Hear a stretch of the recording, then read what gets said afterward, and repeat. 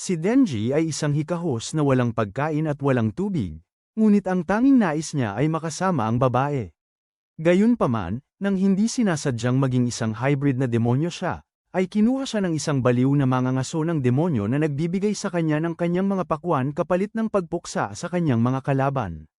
Nagsisimula ang kwento sa paggising ni Denji sa kanyang masikip, singliit ng kahon ng post-porong apartment upang simulan ang isa pang miserableng araw sa pagiging mangangaso ng demonyo. Sa kanyang pagpunta sa trabaho, inalala niya ang lahat ng perang kinita niya sa ngayon mula sa pagbebenta ng isa niyang bato, kanyang kanang mata, at kanyang kanang bayag, at napagtanto niyang wala itong katumbas kumpara sa $38 milyong utang niya pa rin sa Yakuza. Pagdating niya sa trabaho, nakita niya ang halimaw na kailangan niyang patayin, isang Frankenstein na demonyong kamatis, at sinukat ito. Pagkatapos, dinampot niya ang kanyang Pokemon na demonyo, si Pakhara, ginawa itong sandatang chainsaw, at ginawang ketchup ang demonyo. Pagkatapos nito, lumitaw ang boss ng Yakuza na pinagkakautangan niya at binayaran siya ng mas mababa pa sa isang kapat ng $400,000 na kinita niya. Matapos ibawas ang lahat ng kanyang bayarin sa utility, napagtanto ni Denji na sapat lang ang natira sa kanya para makabili ng isang hiwa ng tinapay para sa hapunan, ngunit tinanggap niya ang kanyang talo at umalis. Kalaunan, pagdating ni Denji sa bahay, nagbahagi siya ng isang hiwa ng tinapay kay Pakita para sa hapunan. Habang kumakain sila, naglalabas siya ng sama ng loob tungkol sa kaawa-awa niyang buhay, at nagnanais na balang araw ay makakuha siya ng isang kasintahan na hahayaan siyang paluin gamit ang kanyang micro-longganisa at huling bola na natitira. Sa sandaling yun, naalala niya ang pagluluksa sa kanyang ama sa puntod nito ilang taon na ang nakalipas nang biglang dumating ang boss ng Yakuza, pinagbantaan siyang ipasalante sa mga aso kung hindi niya babayaran ang $700,000 mula sa utang ng kanyang ama kinabukasan. Pagkatapos, may narinig si Denji sa likuran niya at nakita si Pakhara na umuungol sa kanya, na tila gustong kainin siya. Sa takot, siya ay napasuray-suray at isinuko ang sarili sa demonyo dahil nawala na siya ng ganang mabuhay. Gayunpaman, nang mapansin niyang malubha itong nasugatan, naawa siya sa maliit na demonyo, at pinainom ito ng kanyang dugo upang gumaling kapalit ng isang kontrata upang maging kanyang tagapaglingkod. Kinabukasan, dinala ni Denji si Pakita sa Yakuza, iprinesenta ito bilang kanyang bagong sandata, at nakiusap na kunin siya bilang Devil Hunter upang dahan-dahan niyang mabayaran ang kanyang utang, na sinang-ayunan naman nila. Nang bumalik si Denji sa kasalukuyan, kumatok sa kanyang pinto ang Yakuza boss at sinabihan siyang kailangan nila siyang lipulin ang isa pang demonyo. Nang marinig ito, nagbihis si Denji at sinundan ang lalaki sa isang abandonadong pabrika sa labas ng bayan. Doon, tinanong ni Denji ang lalaki kung nasaan ang demonyo, ngunit inutusan ng Yakuza boss ang isa sa kanyang tauhan na saksakin siya at si Pakita sa likod. Habang duguan at naghihingalo sila Denji at ang kanyang alaga, ibinunyag ng Yakuza boss na nakipagkontrata sila sa isang malakas na demonyo sa gusaling yun upang balaking paslangin ang mga mangangaso ng demonyo tulad ni Denji upang magkamit ng kapangyarihan. Gayunpaman, pinagtaksilan sila ng demonyo at ginawang aliping zombie ang Yakuza, inuutusan silang pabagsakin si Denji. Nang hindi nasasaktan, ginawa ni Denji ang lahat upang makatakas sa mga zombie, ngunit sa kasamaang palad, habang papalapit siya sa labasan, isa sa mga zombie ang samugat sa kanyang likod, dahilan upang siya ay matamba. Sa loob ng ilang segundo, naabutan siya ng ibang mga zombie at paulit-ulit siyang sinugitan, habang sumisigaw si Denji sa matinding sakit habang unti-unti siyang namamatay. Nang huminto sa pagkilos si Denji, itinapon ng mga zombie ang kanyang at ni Pakita na pinaghiwalay-hiwalay na labi sa basurahan, ngunit ilang sandali lamang, bumuhos ang ilang dugo ni Denji sa bibig ni Pakita. Nagpapaandar sa mekanismo ng paggaling nito. Habang gumagaling, naalala ni Pakita ang hiling ni Denji na sakupin nito ang kanyang katawan sakaling siya ay mamatay at lumayo. Agad na nagpapagana ang mga alaala na ito sa plot armor ni Pakita, habang muling ikinakabit nito ang katawan ni Denji at ginagawa itong buo, at dahan-daang ginagawa ang sarili bilang bagong puso ni Denji. Lumilitaw ito sa subconscious ni Denji, kung saan sinasabi nito kay Denji na isinusuko nito ang puso nito sa kanya. Lahat ay para lang makita siyang matupad ang kanyang pangarap tungkol sa isang babae. Di nagtagal, nagising si Denji sa gitna ng kumpol ng mga kalaban at nakita ang pull cord ng chainsaw ni Pakita na nakasabit sa kanyang dibdib, na nagkukumpirma na hindi pala siya nananaginip. Nagulat ang demonyong zombie na makita siyang buhay, kaya inutusan nito ang kanyang mga zombie na salakayin at puksain si Denji.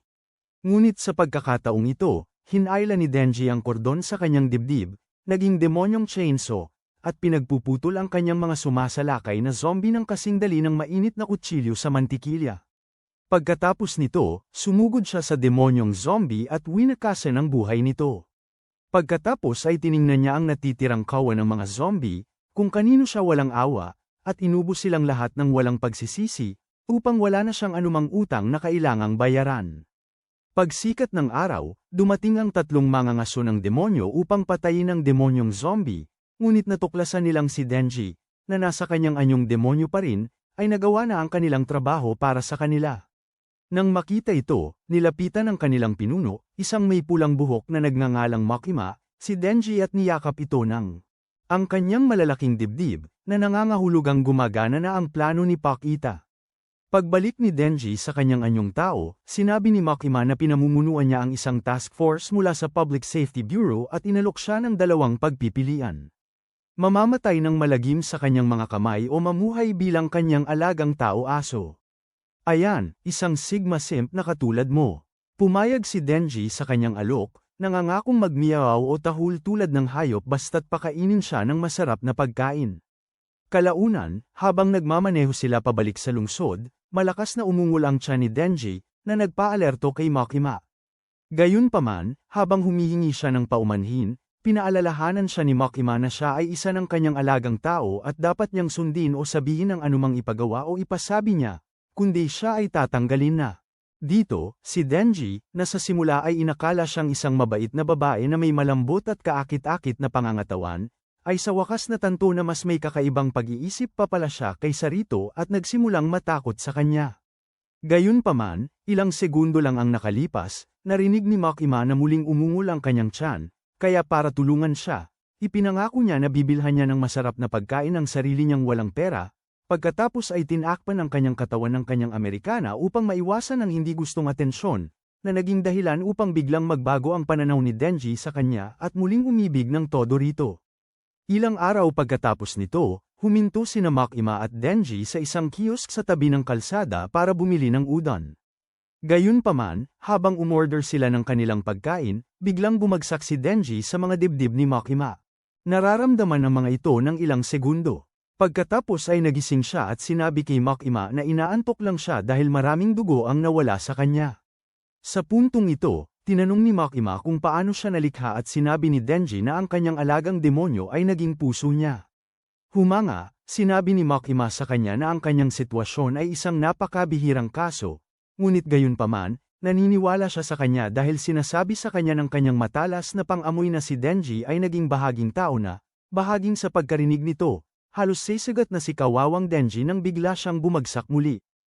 Ilang minuto ang lumipas, nang magising siya, pinakain siya ni Makima na parang aso, pagkatapos ay tinanong niya kung anong uri ng lalaki ang gusto niya. Nang sabihin ni Makima kay Denji na gusto niya ang mga lalaking kamukha niya, nawala sa sarili si Denji sa sobrang tuwa, at naging siya ang pinakamasayang tao sa mundo. Kinabukasan, dinala ni Makima si Denji sa punong tanggapan ng Public Safety Bureau para sa mga mangangaso ng demonyo at pinapagpalit siya ng opisyal na uniforme nila. Pagkatapos, ipinakilala niya kay Denji ang bago nitong kasosyo, isang mayabang at antipatikong lalaki na nagngangalang Aki, at sinabi rin niya na magiging bahagi sila ng isang eksperimental na task force na kanyang binubuo at hinimok siyang magpatrolya sa syudad kasama si Aki sa araw na iyon. Nalilito, tinanong ni Denji si Makima kung bakit hindi sila magkasamang magtatrabaho, ngunit bago pa siya makasagot, hinayla ni Aki si Denji palabas ng silid, sinabihan siya na hindi siya nababagay kay Makima, at nagsimula ng magpatrolya. Ilang sandali ang lumipas, habang nagpapatrol sila, tinanong ni Denji si Aki kung may nobyo si Makima. Gayunpaman, sa halip na sagutin ang nakakainis niyang tanong, dinala siya ni Aki sa isang eskinita, sinaktan siya ng matindi at halos magkapasa-pasa, at binalaan si Denji na huminto na agad sa pagtatrabaho para kay Makima, dahil sigurado siyang sumali lang si Denji sa kanila para maging malapit kay Makima. At hindi dahil may malalim siyang paniniwala na labanan ang mga demonyo.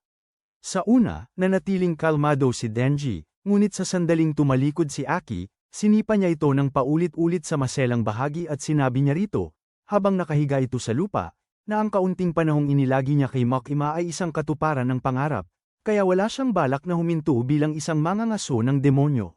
Kahit pa mapatay siya, sa mga panahong ito, nakabangon si Aki at sinubukan lumaban, ngunit nang sinipa ulit ni Denji sa sensitibong bahagi ng katawan, bumagsak siya.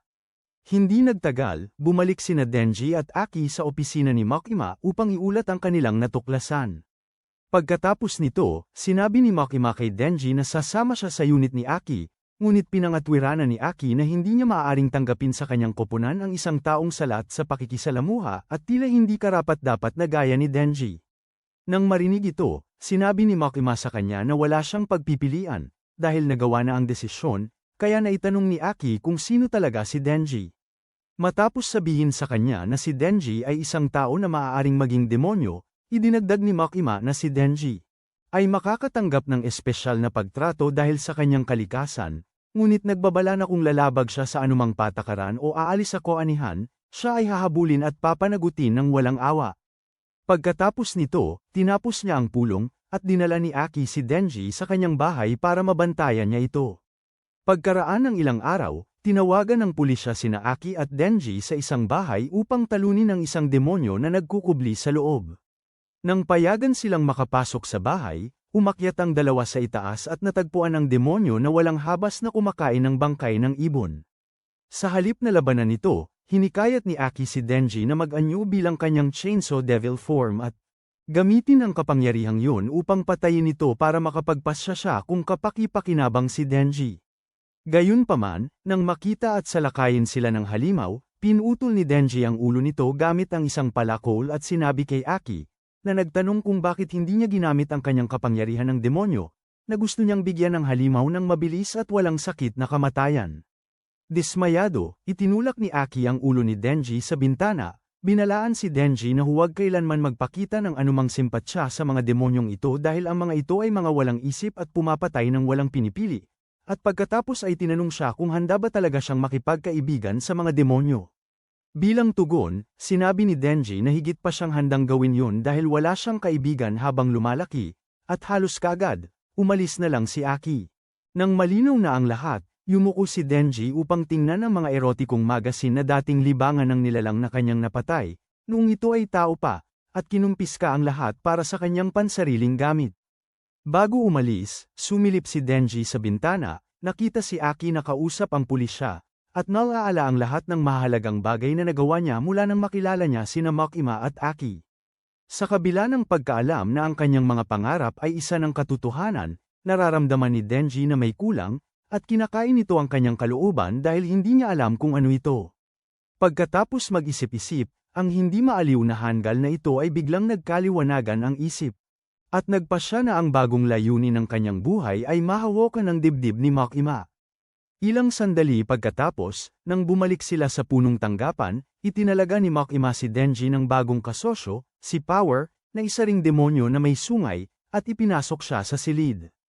Matapos ang kanyang mapangahas na pagpapakilala, sinubukan ni Denji na paalisin siya, ngunit nang titigan niya ang kanyang dibdib, agad niya itong tinanggap. Di nagtagal pagkatapos noon, sinimulan ng dalawa ang kanilang unang pagpapatrolya sa pamamagitan ng pagtingin-tingin mula sa bubong nang bigla silang makakita ng dalawang pulis, na nakita silang kainahinala at nagsimulang magtanong. Nanatiling kalmado, ipinapakita ni Denji sa kanila ang kanilang mga badge ng mangangaso ng demonyo, na siyang nagpaalis sa kanila, pagkatapos. Patuloy na nagpapatrolya kasama si Power hanggang sa magsawa siya at magpahinga. Ilang sandali pagkatapos, habang nagpapahinga at nagtatalo sila, si Power, na nagugutom sa dugo, ay biglang nakaamoy at sinundan ito, tumatalon mula gusali patungo sa gusali hanggang sa makakita siya ng isang halimaw na pipino ng dagat sa antas ng kalsada. Nang walang pag-aalinlangan, hinambalos niya ito gamit ang kanyang martilyo ng dugo at humagalpak sa tawa na parang baliw. Di nagtagal pagkatapos, dumating si Makima sa pinangyarihan kasama ang emergency cleanup crew upang linisin ang kalat ni Power. Habang abala ang crew sa paglilinis, tinawag niya sina Power at Denji at sinaway sila sa pagpatay ng isang demonyo na nakikipaglaban na sa isang sibilyang mangangaso. Karaniwan, sila ay aarestuhin, ngunit dahil pinagtakpan na niya sila, Binalaan niya si Power na mag-isip muna bago kumilos sa susunod, at pagkatapos ay sinabi kay Denji na laging kontrolin si Power, na isang dugong demonyo na kayang gawing sandata ang kanyang dugo. Pagkasabi niyon, tinukso ni Makima si Power, sinabi sa kanya na malapit na siyang tatanggalin sa pagiging Devil Hunter kung patuloy siyang ganito kumilos, at halos agad-agad, sinimula ni Power sisihin si kawawang Denji dahil inutusan daw siya nitong patayin ang halimaw. Ngayon, ito ay isang napakalaking kasinungalingan, kaya malinaw na kinumprante siya ni Denji upang pigilan si Makima na magkaroon ng maling ideya. Matapos silang panuorin na magtalo sa loob ng ilang segundo, pinatahimik sila ni Makima, sinasabing, wala siyang pakialam kung sino ang may kasalanan dito, at sinabi sa kanila na interesado lamang siya na makagawa sila ng magandang resulta bilang magkakampi, na sinang-ayunan naman nilang dalawa. Pagkatapos ng kanilang pagpupulong kay Makima, pumunta sina Denji at Power sa mga vending machine sa malapit, kung saan bumili si Denji ng isang lata ng soda, at nagtataka kung paano niya mahahawakan ang dibdib ni Power. Sa pagkakataong yon, isang pasang galaang umiyaw malapit kay Power, at agad siyang nabighani rito. Matapos ang maikling katahimikan, sinubukan ni Denji na kausapin si Power upang magtiwala sila sa isa't isa. Ngunit dahil hindi pa alam ni Power ang tungkol sa makademonyong kapangyarihan ni Denji, sinabi niya rito, habang kinukuha ang pusa, na mas pinagkakatiwalaan niya ang mga pusa kaysa sa tao. Pagdating sa mga pusa, ikinukwento niya rito ang tungkol sa isang malaking demonyo na nagngangalang Bat na dumukot sa dati niyang pusa, at idinagdag na nahuli siya ni Makima habang hinahabol niya ito para mabawi ang kanyang pusa. Ngayon na nasa loob na siya ng ahensya, sinabi ni Power na handa siyang gawin ang lahat para maibalik ang kanyang pusa, ngunit sa kasamaang palad para sa kanya, si Denji ay isang magulong pagkatao pagdating sa emosyon, kaya sinabi niya rito na ang tanging bagay na may aalay niya ang kanyang buhay ay para sa mga dibdib ng babae. Nang marinig ito, nagmungkahi si Power ng isang kasunduan na makakapagbigay kasiyahan sa kanilang dalawa. Nangako siyang hahayaan si Denji na himasin ang kanyang dibdib kung makukuha nito ang kanyang pusa, si Mayuai, at halos agad, nagiging Batman si Denji at ipinapangako niyang talunin ang demonyo para maibalik ang pusa nito. Kalaunan, habang papunta sila sa taguan ni Bat, sinubukan ni Denji kausapin siya tungkol sa dati niyang alagang hayop na si Pakita, para kahit paano ay magkaroon sila ng pagkakasundo dahil sa magkaparehong pagmamahal. Ngunit, nang sabihin niyang patay na si Pakita at naninirahan na sa kanyang puso, bigla na lang siyang pinatigil ni Power sa isang bastos na komento, sinasabing naaawa lang siya sa sarili niyang kaawa-awa at natatakot lang siyang aminin na talagang patay na si Pakita.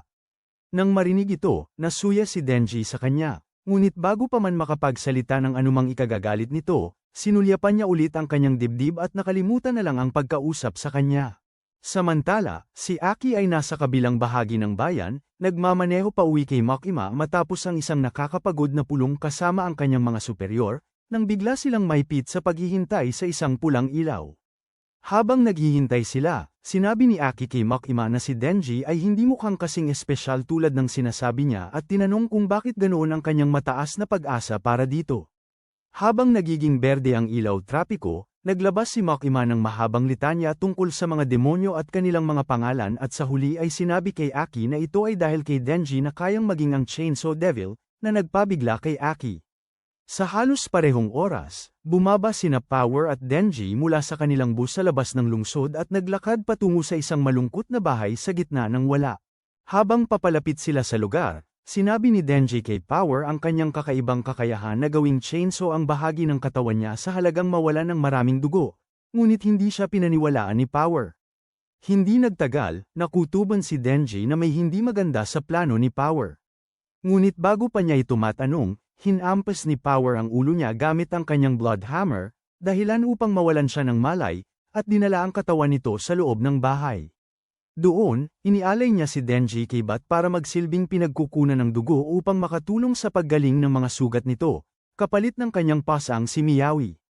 Ngunit, sa sandaling ininom ni Bat ang dugo ni Denji, nasuklam ito sa masangsang na lasa.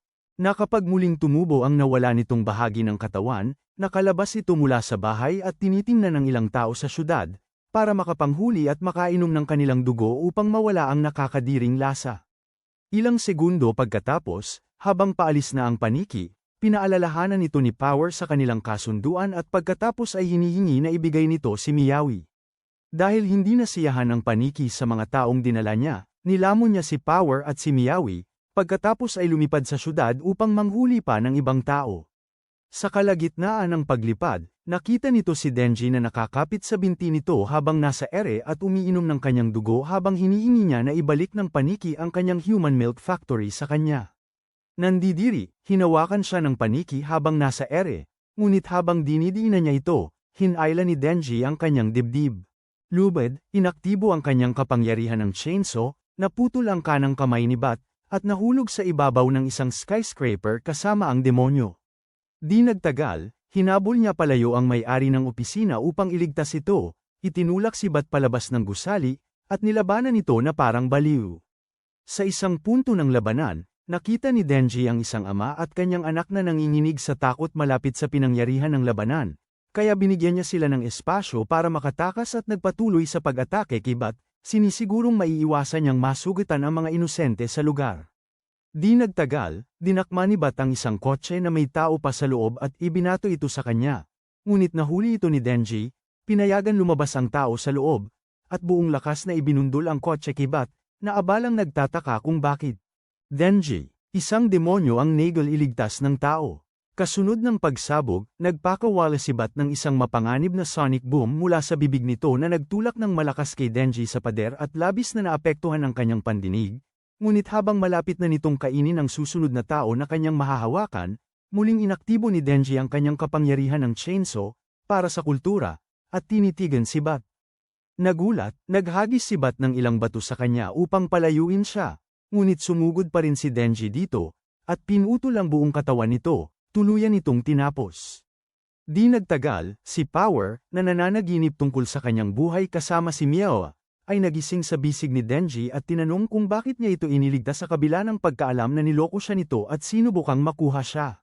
Kumain. Nang sabihin ni Denji nang hindi nagsasalita na ito ay upang hawakan ang kanyang dibdib, bamantong hininga siya sa katangahan nito, na ipinagtaksil siya kanina, at siniguro sa kanya na papayagan niya itong hawakan ang mga ito sa lalong madaling panahon.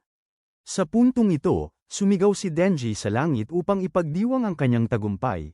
Ngunit hindi nagtagal ay lumitaw ang pangalawang demonyo, nakasintahan ng halimaw na linte ni Bat, hiniwa ang kanyang kanang kamay, at nilamon ito. Habang dinidigest ng halimaw ang kanyang kamay, binalaan ni Power si Denji na kunin si Miao at tumakbo dahil hindi niya maigalaw ang kanyang katawan, ngunit tumanggi si Denji at muling inaktibo ang kanyang kapangyarihan ng chainsaw. Gayunpaman, sa pagkakataong ito, maliit na talam lamang ang nakalabas sa kanyang ulo dahil labis na siyang nanghina. Sa kabila nito, sumugod pa rin siya upang lapitan ang halimaw linta, na patuloy na nagbubunganga tungkol sa pagpatay niya sa kasintahan nito at hinamon siya sa isang laban. Tinanggap ang hamon, sinugod ng halimaw linta si Denji gamit ang mga galami nito, ngunit nang umiwas si Denji at makapunta sa likuran nito, hinablat siya nito sa ere at ibinato sa isang gusali. Nakaligtas si Denji sa unang pagbato, ngunit nang sumugod siya sa linta at nakasuntok, agad siyang ibinagsak nito muli sa lupa at hinamak sa pagiging mahina at walang silbi. Ang hindi alam ng halimaw ay hindi pa handang mamatay si Denji, hindi pa, hanggat hindi niya nakakamit ang kanyang pangarap. Kaya nang subukan nitong tapusin siya, sinalag ni Denji ang atake, lumukso sa isa sa mga sanga nito at hiniwan ang leeg nito gamit ang maliit na talam ng chainsaw. Kasunod nito, nagwala si Denji at hinamon ng halimaw na linta sa isang huling laban. Matapos tanggapin ng halimaw, sumugod siya dito, iniiwasan ang bawat atake na diretso sa kanya at ginapos ang mga binti nito gamit ang isang bahagi ng katawan ni Bat upang hindi ito makakilos. Pagkatapos nyon, hiniwan niya ang leeg ng linta, na nagdulot ng pagsigaw nito sa sakit at patuloy na tumalon-talon, umiiwas sa mga atake, at pinuputol ang mga bahagi ng laman ng linta. Hindi nagtagal, itinusok ng linta ang matalim at matinik nitong dila sa dibdib niya at pinigil siya roon upang lamunin ng buo. Ngunit bago pa mangyari yon, dumating si Aki kasama ang Contract Devil, isang demonyong Sorrow, at pinakain dito ang ulo ng linta. Pagkatapos, inutusan niya ang kanyang mga tauhan, na dumating pagkaraan, na simulan ang paglilinis sa pinangyarihan ng krimen. Pagkatapos ay nilapitan niya si Denji, binuhat ito, at dinala sa ospital para gamutin. Makalipas ang ilang taon, nagising si Denji sa kanyang silid na nakakabit na ang kanyang mga kamay, at sinabi ni Aki na matapos makita kung gaano kadali ang pagkakabit muli ng braso niya, naniniwala na siya ngayon na isa siyang tunay na demonyo. Dito, inakusahan siya ni Denji na kaibigan niya ang demonyong Zoro na nakita niyang ginamit niya kanina, sa kabila ng babala niya na huwag makipagkaibigan sa isang demonyo. Ngunit ipinaliwanag ni Aki sa kanyang utak na hirap umunawa ng Loika na may kontrata siya sa demonyong Zoro at kailangan niyang pakainin ito ng bahagi ng kanyang katawan sa bawat paggamit niya. Pagkatapos sabihin ang lahat ng iyon, nilate ni Aki ang mga demonyo at nilalang na tulad nila, kasama si Power. Sa pagkarinig nito, sinubukan siyang sabihan ni Denji na mabuting tao si Power, ngunit sinabi ni Aki sa kanya na alam niyang muntik nang patayin siya ni Power sa liblib na bahay, dahil palihim niya silang sinundan at pagkatapos ay tinanong kung bakit niya pa rin ito ipinagtatanggol. Nang sabihin ni Denji na hindi rin niya alam, naalala ni Aki kung paano nagmakaawa ang sekretarya, ang ama, ang anak, at ang driver na iniligtas ni Denji sa kanyang laban kay Bat na pasalamatan si Denji sa pagliligtas sa kanila. Dahil dito, nagpasya siyang palampasin ang kabaliwan, sa kondisyong mas seryosohin at sundin ni Denji ang kanyang payo mula ngayon. At pumayag si Denji. Dahil dito, umalis si Aki sa silid para makapagpahinga si Denji, pagkatapos ay sinalubong niya si Power, na nasa koridor, nakapigil, at pinakawalan siya. Nang gabing yun, lumapit si Aki sa opisina ni Makima upang magbigay ng paalitang ulat tungkol sa insidente kina Power at Denji. Pagkatapos ipaliwanag ang lahat, hinimok ni Aki si Makima na huwag silang parusahan, dahil walang namatay at nagawa nilang talunin ang dalawang makapangyarihang demonyo. Bagamat medyo nagulat siya na ang layo ng nilakad ni Denji at Power mula sa tanggapan, sinunod ni Makima ang kanyang payo at nagpasya na hindi sila pananagutin. Habang paalis si Aki, sinabi niya rito na nagsisimula na siyang kilalanin ang kapangyarihan ni Denji, ngunit tiniyak ni Aki sa kanya na nagkakamali siya. Kinabukasan, habang namumuhay sina Aki at Denji ng tahimik at nakakainip na buhay bilang magkasama sa bahay, bigla silang nakarinig ng malakas na kalabog sa pinto at inakala na inaatake sila ng isang demonyo. Ngunit, bago pa sila makakilos, sinira ni Power ang kandado ng pinto, bitbit ang ilang bagahe at si Mioe, at sinabi sa kanila na maninirahan na siya sa kanila mula ngayon. Agad na tinawagan ni Aki si Makima, mariing tinatanong kung ano ang nangyayari, ngunit sinabi ni Makima sa kanya na gusto niyang manirahan si Power sa kanyang lugar, kasama si Denji, para madali niyang mabantayan ang kanilang dalawa. Nang marinig ito, galit na tinanong ni Aki kung bakit palagi siyang nagpapadala ng mga hindi tinatanggap ng lipunan upang manirahan sa kanyang lugar. Ngunit nang sabihin ni Makima sa kanya na ito ay dahil siya lang ang taong mapagkakatiwalaan niya, lamambat ang puso ni Aki at tumigil sa pagrereklamo. Sa mga sumunod na araw, ginawa ni Power na bangungot ang buhay ni Denji at Aki, habang nagtatapon siya ng isang umalma kapag inihahain ang gulay, ayaw mag-flush ng inodoro pagkatapos gamitin, at ayaw pang ang maligo araw-araw. Isang gabi, habang inaalis ni Denji ang bar sa inodoro, lumitaw si Power, umupo sa upuan, at inialok ang kanyang dibdib para hipuan. Nang makita ito, bumilis ang tibok ng puso ni Denji na parang katatapos lang tumakbo ng marathon, at habang siya ay nagpapanik, sinabi ni Power na maaari lang niya itong hipuan ng 3 beses. Dahil wala nang mawawala, hinawakan ni Denji ang dibdib ni Power at hinipo ito sa unang pagkakataon. Gayunpaman, habang nagkukunwari si Power na kinikilig sa paghipo niya sa mga ito, napansin niya kung gaano ito kabula at natigilan sa gulat habang nagtataka kung bakit. Napagtantong nahuli siya, inilabas ni Power ang mga pad na inilagay niya roon upang palakihin ang kanyang mga dibdib, at pinahipo kay Denji, na ang utak ay tila nagkakaproblema tulad ng isang sira na programa sa computer, ang mga ito ng 2 pang beses. Pagkatapos, tumayo siya at nagbunganga sandali habang nakatayo si Denji roon na gulat na gulat. Pagkatapos ay umalis siya patungo sa kanyang silid upang magpahinga. Kinabukasan, pumasok si Denji sa trabaho na mukhang malungkutin at hindi nasisiyahan, at ginugol ang unang ilang oras sa opisina ni Makima sa paggawa ng nakababagot na papeles. Habang ginagawa niya ito, napansin ni Makima ang kanyang kalagayan at tinanong kung ano ang bumabagabag sa kanya. Bilang tugon, bumantong hininga si Denji at umamin na pakiramdam niya ay walang laman matapos mapagtanto na ang paghipo kay Power. Ang dibdib ay hindi ganoon kalaking bagay tulad ng inaakala niya. Narinig ito, hinawakan ni Makima ang kanyang mga kamay at sinabi sa kanya na ang mga ganoong bagay ay may kahulugan lamang kung ginagawa niya ang mga ito sa isang taong may koneksyon siya. Pagkasabi niyon, dahan-dahan niyang kinagat ang daliri nito at sinabihan itong tandaan ang pakiramdam. Sa sobrang pananabik at gulat, halos mawala sa sarili si Denji, habang pinagpapawisan at napapasinghap, tulad ni Zenitsu, tuwing makakakita ng babae. Ngunit sa sandaling sinabi niyang tatandaan niya, inilagay ni Makima ang kamay nito sa kanyang kaliwang dibdib at pinayagan itong pisilin. Sa loob ng wala pang isang segundo, napaurong si Denji dahil sa kalambyutan ng dibdib ng kanyang amo at aksidenteng bumagsak. Nakita ito ni Makima, kaya tumayo siya sa ibabaw niya. Inilapit ang labi niya sa labi nito ng mapanganib, at nagtanong kung pwede siyang humingi ng pabor dito. Nang sumang-ayon si Denji, tumayo siya at bumalik sa upuan niya, tapos sinabihan siya na tulungan siyang talunin ang demonyong baril.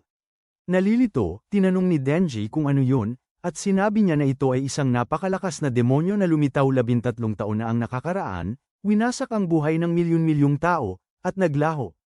Mula noon, bawat mangangaso ng demonyo ay sumali sa ahensya umaasang balang araw ay makakaharap at matatalo ang demonyong baril, pero hanggang ngayon, wala pa ring nakakakita dito. Saad ni Makima, pinaganda niya ang alok at sinabihan si Denji na kung matatalo niya ang demonyong baril, gamit ang kapangyarihan nito, igagawad niya kay Denji ang isang hiling, anuman yun. Sa puntong ito, muling tinanong ni Denji si Makima kung seryoso ba talaga ito sa pagbibigay sa kanya ng pinakamalaking hiling niya, na ang halikan ng kanyang pisngi. Nang sabihin ni Makima na ayos lang sa kanya yon, para siyang nabuhay muli at sumumpa sa kanyang namayapang ina na tatalunin niya ang demonyong baril.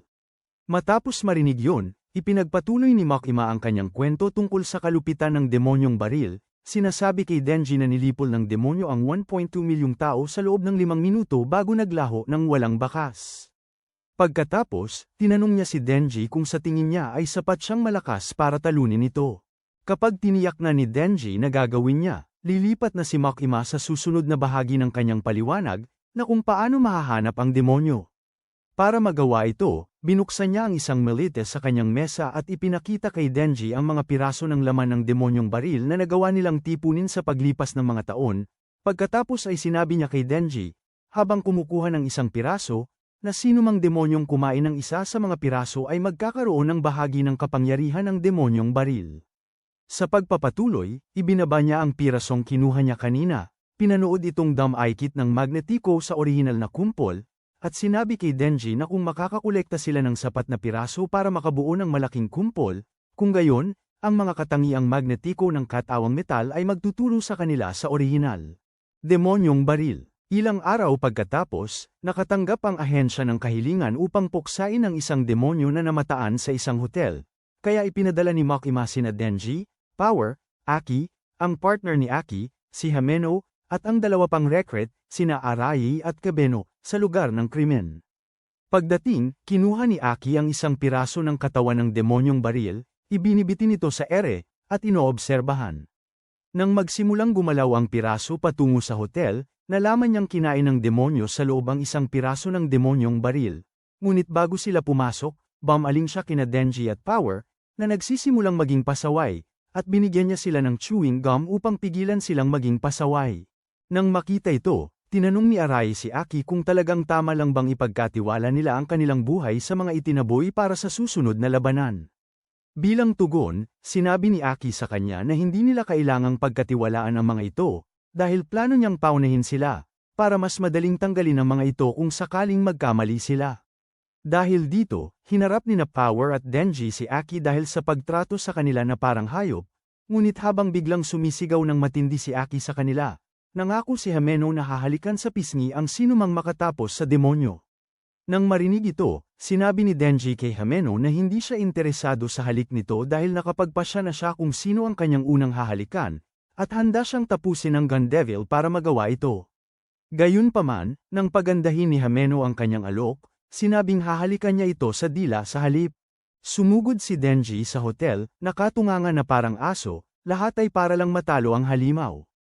Para pigilan siyang guluhin ang kanilang misyon, hinabol siya ni Arai at idinikit siya sa dingding.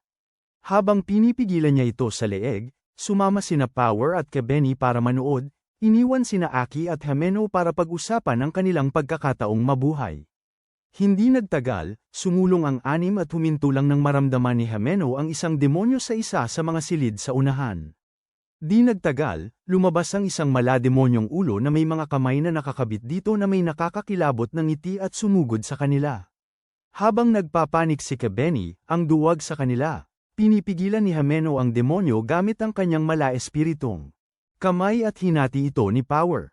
Pagkatapos, pinuri ni Power ang sarili dahil natalo niya ang demonyo, ngunit sinabi ni Himeno sa kanya na siya ang gumamit ng kanyang espiritual na kanang kamay, na ipinagkaloob sa kanya sa pamamagitan ng kontrata sa multong demonyo kapalit ng kanyang kanang mata, upang pigilan ito para matapos ito ni Power.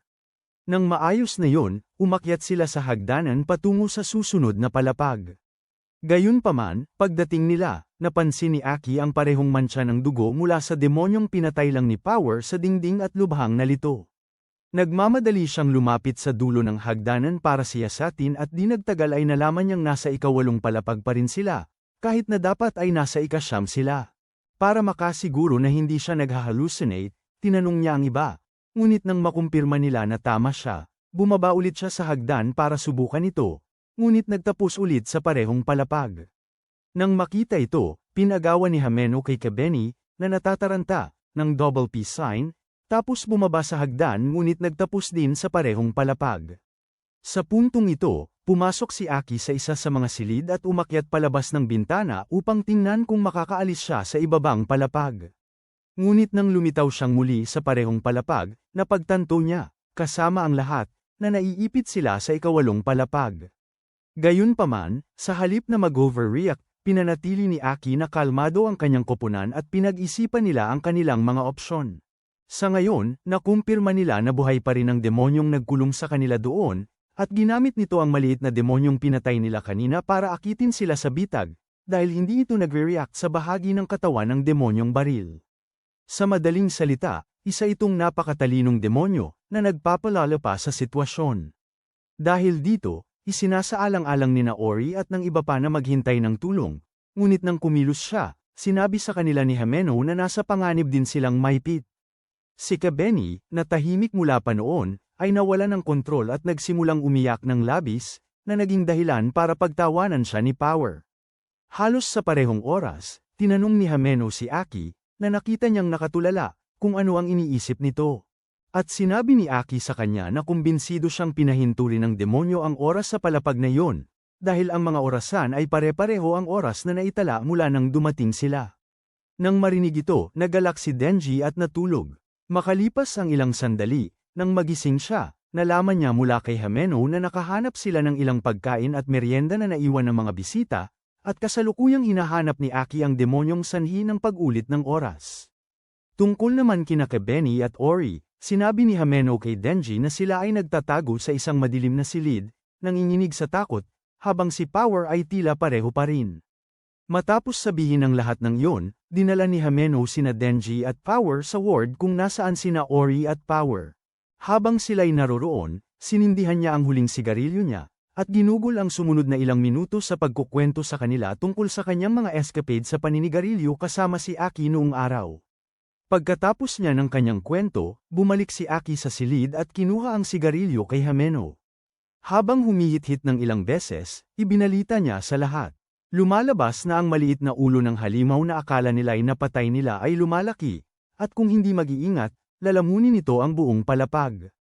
Habang nagre-react ang iba sa balita, biglang sumulpot mula sa isang pinto ang malaki, kakaiba ang anyong halimaw, nakahawig ng Rat King mula sa The Last of Us. Agad na inalerto sina Aki at ang iba pa, at sinabi sa kanila na handa itong iligtas silang lahat kung hahayaan nilang kainin nito si Denji. Habang sinisikap intindihin ni Aki at ng iba ang walang saysay na kahilingan na ito, si Kebeni na duwag ay lumabas ng palihim mula sa kanyang silid, may hawak na kutsilyo at nanginginig sa matinding takot, at sumugod kay Denji upang patayin siya. Sa kabutihang palad, nakita ni Aki ang kanyang kahangalan, kaya bago pa man siya makarating kay Denji, sinipa niya ang kutsilyo mula sa kanyang mga kamay at pinatulog siya. Kasunod niyon, sinubukan niyang ipatawag ang kanyang demonyong aso para lamunin ang halimaw, ngunit nang hindi iyon gumana, ginamit ni Himeno ang kanyang espiritual na kamay ng multo upang pigain ang ilang balat mula sa demonyo. Bilang reaksyon sa sakit, lumaki ang karimari-marim na demonyo at bahagyang naitulak sila pabalik. Pagkatapos ay sinabi kay Himeno na ang tunay nitong katawan, na naglalaman ng puso nito, ay wala sa palapag na yun sa kaya ang tanging paraan para sila ay makalabas ng buhay ay ang tanggapin ang kasunduan. Sa puntong ito, si Arai, na nasa sulok, nanginginig sa takot at kawalan ng pag-asa, ay pinayuhan sina Aki at Himeno na tanggapin ang kasunduan at isuko si Denji sa demonyo, upang sila ay mabuhay. Gayunpaman, alam ni Aki na ang pagkamatay ni Denji ay magiging kalamangan sa demonyo, na maaaring maging problema sa hinaharap, kaya hindi niya pinansin ang payo ng kanyang mga kasamahan sa koponan na isuko si Denji at tinanggihan ang kasunduan. Pagkalipas ng ilang minuto, sina Aki, Himeno, at Denji ay nakahiga sa sahig ng pasilyo, kinakalkal ang kanilang pinakahuling selula ng utak para malaman ang kanilang susunod na hakbang. Sa isang punto, iminungkahi ni Aki ang paggamit ng isang malakas na sandata na tinatawag niyang espada upang talunin ang halimaw, ngunit sa kung anong dahilan, kaagad siyang nilapitan ni Himeno at binalaan na huwag itong gagawin. Sa kalapit na silid, nakita ni Arai si Power na kinakain ang lahat ng kanilang supply ng pagkain na parang aso, ngunit habang sasawayin niya ito, muling nagpakita si Baliw na Kabeni kasama ang kanyang kutsilyo, sinisisi si Power sa pagkakapigil sa kanila sa palapag, at sinubukang sugurin siya. Sa loob ng ilang segundo, pumagit na si Arai at sumigaw na parang isang maliit na bata, na nag-alerto kina Denji, Aki, at si Himeno sa labas, habang nagtataka sila kung ano ang nangyayari. Ang kakilakilabot na halimaw, na nasa malapit, ay lumalakas mula sa takot at kawalan ng pag-asa sa paligid ng silid at hinahabol sila, nagbabanta na ipahamak ang devil ng chainsaw. Tumakbo si Denji at ang iba pa para iligtas ang kanilang buhay, ngunit bago pa sila makalayo, ikiniling ng kakilakilabot na demonyo ang sahig ng hotel, dahilan upang madulas sila at tumakbo patungo sa elevator shaft.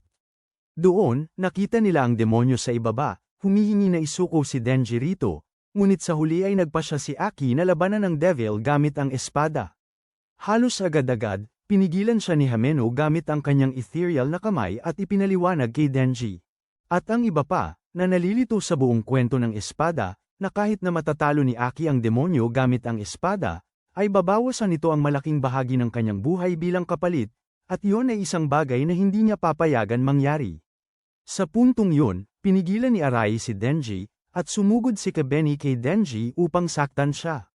Sa isang kisap mata, sumingit si Aki sa pagitan nila at siya ang nasaktan sa halip na si Denji, pagkatapos ay sinabi niya sa lahat na hindi pa niya pwedeng hayaang mamatay si Denji, dahil kailangan niya ito upang patayin ang demonyong baril pagdating ng panahon.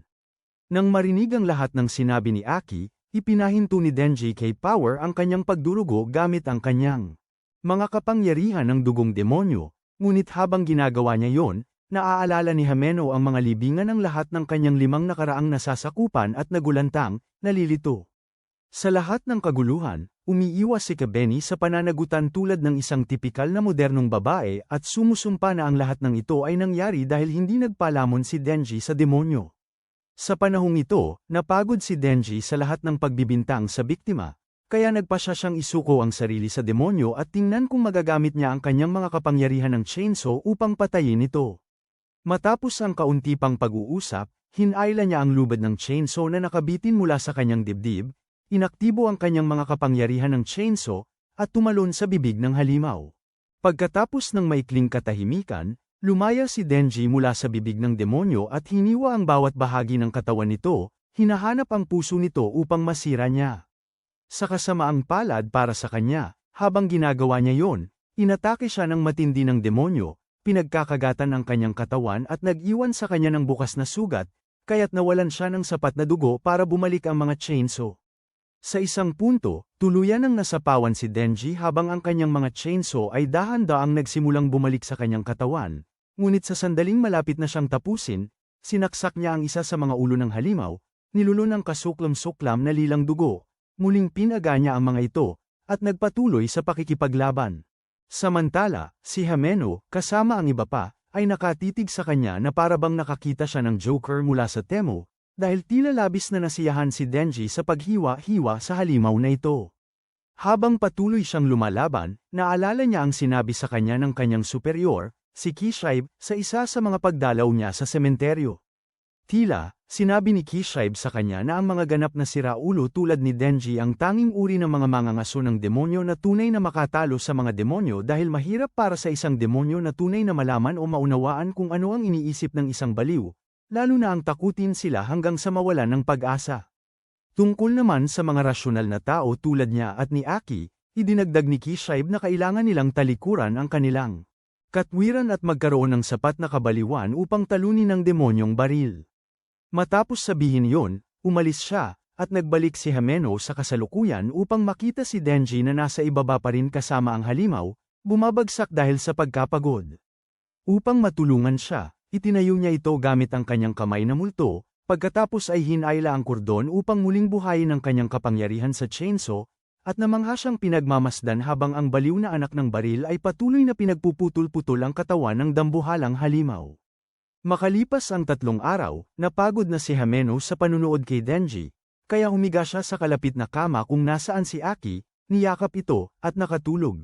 Samantala, nasuya na ang kabalbalang halimaw sa lahat ng sakit na dinanas nito mula sa mga lag-ari ni Denji sa nakalipas na 3 araw, kaya upang tuluyang magkaroon ng kapayapaan, isinuko nito ang puso kay Denji at nagmakaawa na wasakin nito upang mamatay ng mapayapa. Nang walang pag-aalinlangan, winasak ni Denji ang puso, at halos kaagad, nakatakas siya at ang kanyang mga kasamahan sa spatial loop. Nang makalabas sila sa hotel, tinitigan ni Denji ang piraso ng Gun Devil, nakalabas siya mula sa demonyo, at nakatulog sa bisig ni Hameno. Matapos dalhin siya sa ospital, nang huli ng mga demonyo sina Aki at Hameno sa isang eskinita at pinag-usapan ang pag-host ng maliit na welcome party para sa mga bagong recruit sa isang bar sa malapit upang patibayin ang kanilang samahan. At panatilihin sina Arai at Kebeno, na parehong nagsisisi na gustong isakripisyo si Denji sa kanilang koponan. Habang nakakita siya ng maliit na piraso ng Gun Devil sa halimaw na kakapatay lang nila, itinuring ni Aki na hindi na kailangan ang handaan.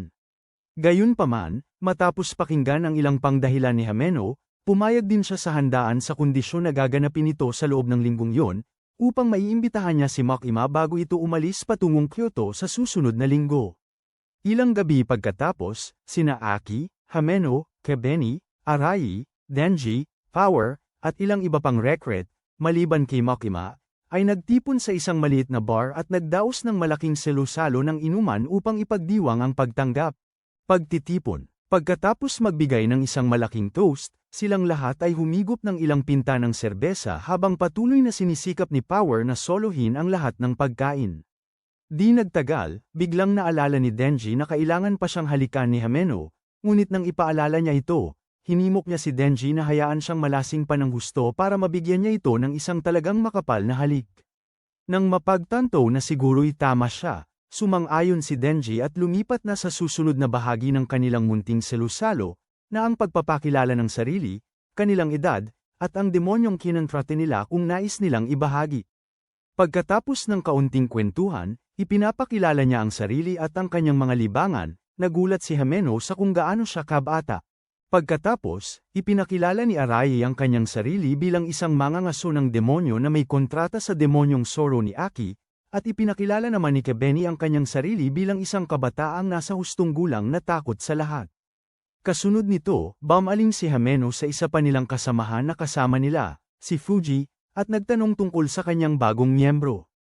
Nang sabihin ni Fuji na namatay ang lalaki noong nakaraang araw, nagdasal sandali si Hameno para sa kanya at nagpatuloy sa pag-inom. Habang nagpapatuloy ang kasiyahan, nagulat sina Arai at Kebeni nang makita kung gaano kadali para sa mga tao ang mamatay sa ahensya. Nagtanong sila kay Fuji tungkol sa isyong ito, na may takot sa kanilang mga mukha, ngunit si Fuji at isa pa, isang random na kasamahan nila ang humimok sa kanila na masanay sa pagkakita ng maraming taong namamatay ng bata sa ahensya. Sa bandang parehong oras na yun, habang si Hameno ay kumakapit kay Denji, lasing, nalaman ni Denji mula kay Fuji na si Hameno ay nagiging masyadong mapusok tuwing lasing siya at nahalikan na ang lahat doon maliban sa mga baguhan at nagsimulang magsalita tungkol sa kanyang unang halik sa gabing yun. Hindi alam na si Makima, na kara-rating lang, ay nasa likod niya, nakikinig.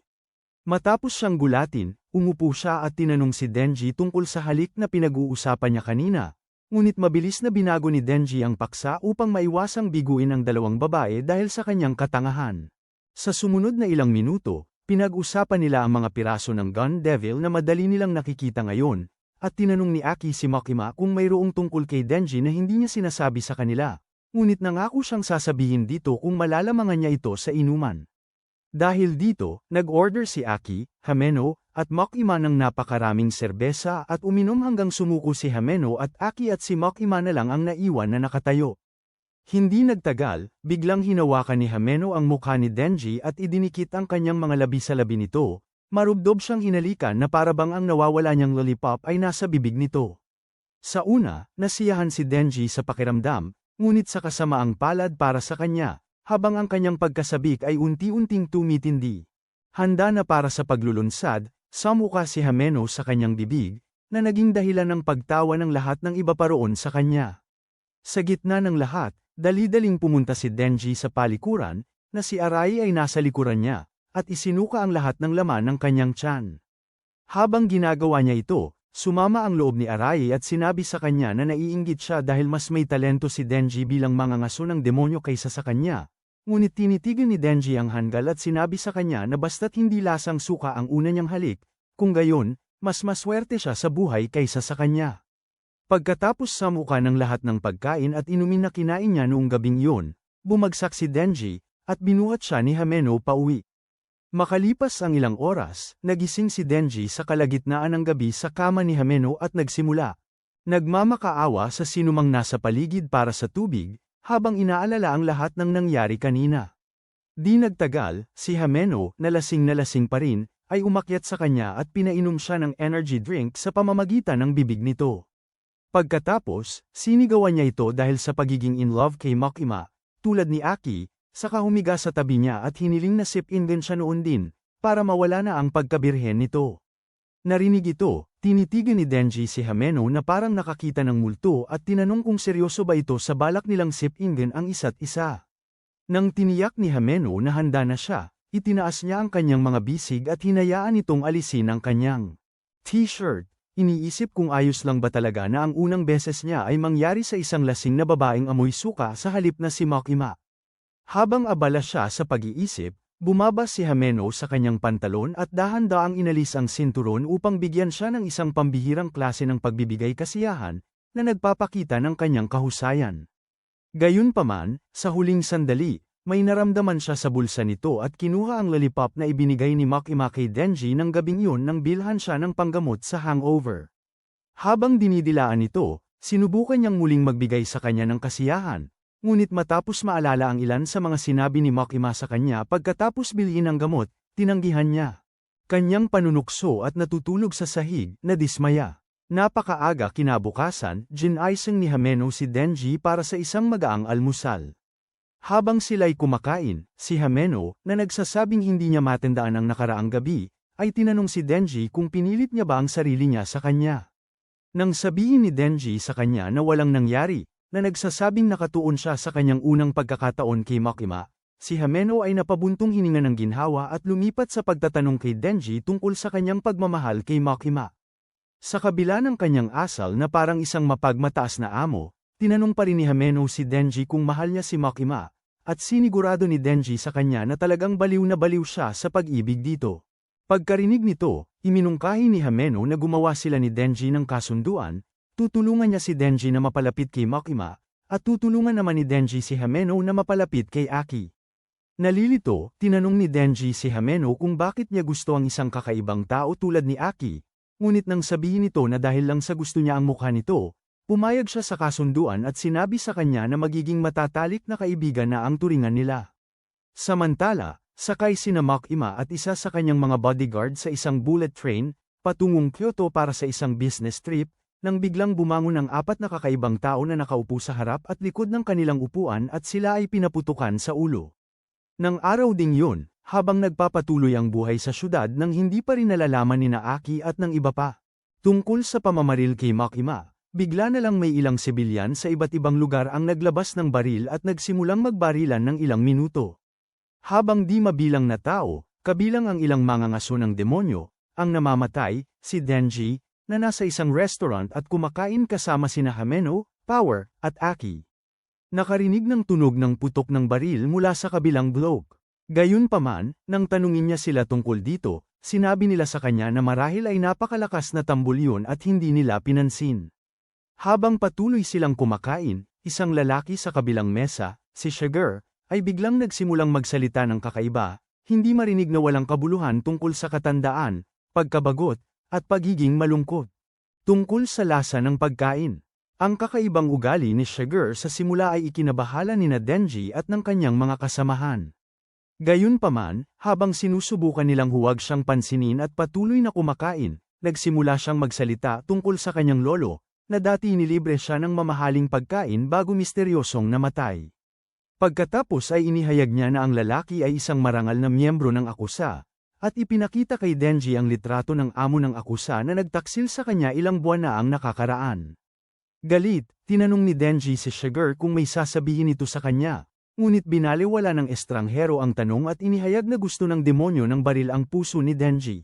Pagkatapos, sa isang iglap, dinukot niya ang baril mula sa kanyang Amerikana at pinaputukan si Denji sa ulo, at si Hameno sa dibdib, ngunit habang umiikot siya upang paputukan ng iba, mabilis na binaligtad ni Aki ang kanilang mesa bilang pananggalang, habang si Power naman ay dumulas sa ilalim ng paningin ni Sugar, sinuntok ng pataas ang bastos na lalaki, at pinakain sa demonyong Sorrow ni Aki. Di nagtagal, nag-iba ang anyo ni Sugar at naging isang chimera na demonyo tao tulad ni Denji, na may mga espada na lumalabas sa kanyang mga braso at ulo. Pagkatapos ay kumawala siya mula sa katawan ng demonyong Sorrow ni Aki, at lamandang kay Aki, na abala sa pagtuturo kay Power na gamutin ang tama ng baril ni Hameno. Pagkatapos iwasan ang unang atake, sinugod ni Aki ang kakaibang lalaki, sinaksak ito gamit ang sinumpang espada na ipinagbabawal ni Hameno, at patuloy na umiiwas sa mga atake nito, naghihintay ng susunod na pagkakataon. Nang makita niya ito, sinaksak niya ang lalaki sa pangalawang pagkakataon, na binibilang ng espiritu sa loob ng espada, at inulit ang parehong pagkakasunod-sunod hanggang sa sinaksak niya ito ng isa pang beses. Nang matugunan ang lahat ng kondisyon para buhayin ang sumpa, isinakatuparan ni Aki ang sumpa, at pinigil ang kaluluwa ni Sugar sa kabilang buhay, na nagdulot sa kanya ng matinding pagdurusa. Sa kasamaang palad para sa kanya, habang nagpapabeya siya upang imbestigahan kung paano nakuha ng lalaki ang. Nang makita niyang kasalukuyang ipinagbabawal ang kanyang mga baril sa Japan, isang babaeng blonde na nagngangalang So Atari ang biglang lumitaw sa likuran niya at pinuri ang kanyang estilo ng pakikipaglaban kanina. Litong-lito, tinanong ni Aki ang ilang katanungan upang malaman kung saan siya nagmula, ngunit hindi siya pinansin ni So Atari, binuhay ang taong may espada, at sinabihan itong tapusin na si Aki. Sa isang iglap, lumitaw si Sugar sa likuran ni Aki, sinugatan ang kanyang dibdib, at pinanood si Aki habang lumuluhod ito.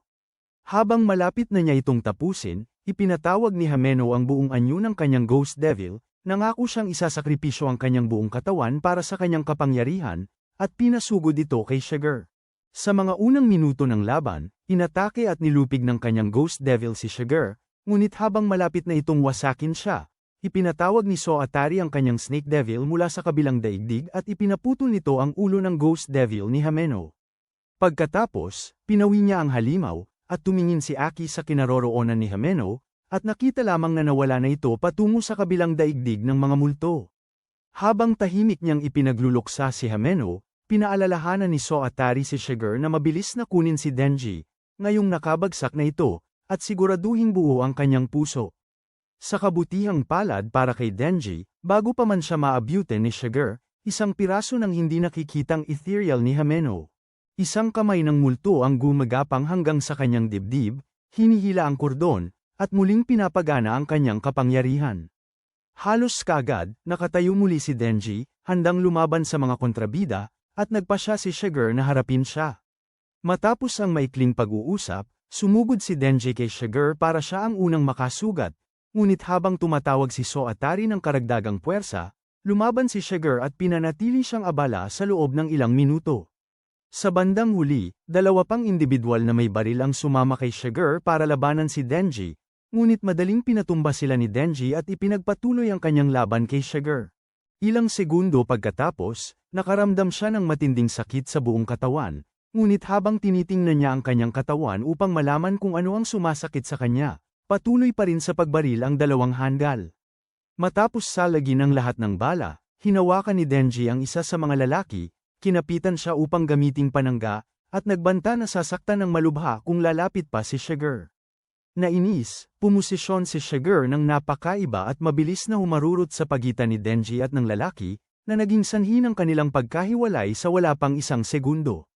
Pagkatapos nito, pinulot niya ang ulo at itaas na bahagi ng katawan ni Denji, minadali niya ang ikalawang lalaki na ihanda ang van, at dahan-daang bumalik sa kanyang anyong tao. Sa halos kaparehong panahon, nabunyag na ilang miyembro ng grupo ni Makima, kabilang sina Arai, Fushi, at ilang iba pa, ay pawang pinatay sa madugong pamamaril na nangyari kanina.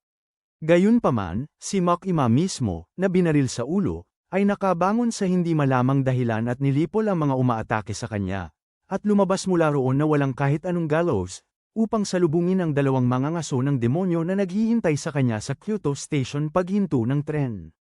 Sa sandaling makita nila siyang nababalutan ng dugo, napasinghap sila sa takot, ngunit upang pakalmehin sila, tiniyak ni Makima na hindi siya nabaril, at ang dugo sa kanyang damit ay sa kalaban. Hindi sa kanya. Pagkatapos nito, naglakad-lakad si Makima sa mga kalye ng Kyoto kasama ang dalawang mga ngaso ng demonyo na nagbabantay sa kanya, at in-update nila siya sa lahat ng nangyari sa Tokyo sa ngayon.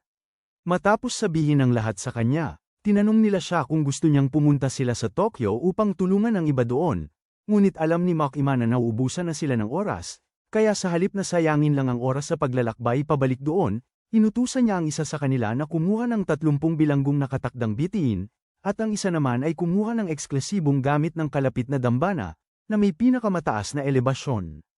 Makalipas ang ilang oras, habang nagpapalit si Makima ng kanyang duguan na damit, dumating ang isang sasakyang pangbilangguan na may mataas na seguridad kasama ang 30 nakakulong sa dambana, at umakyat sa matataas na hagdan patungo sa tuktok. Sa halos parehong oras, sina Shiger, Soatari, at ilan pang tauhan ay dinala ang pangitaas na bahagi ng katawan ni Denji sa kanilang van, nang biglang manginig ang isa sa kanila, na tila may di nakikitang humahawak sa kanyang katawan. Halos kaagad, napansin ng iba kung gaano ka ba weirdo ang kanyang kilos, ngunit habang malapit na silang imbestigahan kung ano talaga ang problema sa lalaki, bigla itong naging kalat ng pulang parang kinultang patatas, na ikinagulat ng labis ng lahat. Nang hindi nagsasayang ng oras, sinubukan ni Soatari na kontakin ang koponan na nakatalaga sa tren ni Makima upang kumpirmahin na tunay nga itong patay. Ngunit nang maging static ang radyo, napagtanto niya na si Makima ay pa rin buhay at nagpapanik. Samantala, inayos ni Makima ang lahat ng mga preso sa dalawang hanay na tig-15, sinisigurong nakaupo sila na magkakaharap, pagkatapos ay pinasuot niya silang lahat ng pirang, kasama ang kanyang mga escort, upang hindi nila makita ang demonyong kinontrate niya. Nang nakahanda na ang ritual, nilapitan niya ang unang preso, sinabihan siyang ulitin ang isang pangalang kanyang binigkas, at nang gawin niya ito, ibinigay niya ang puwersa ng buhay ng lalaki kapalit ng kapangyarihan, na ginamit niya para durugin ang isa pang tauhan ni Soatari.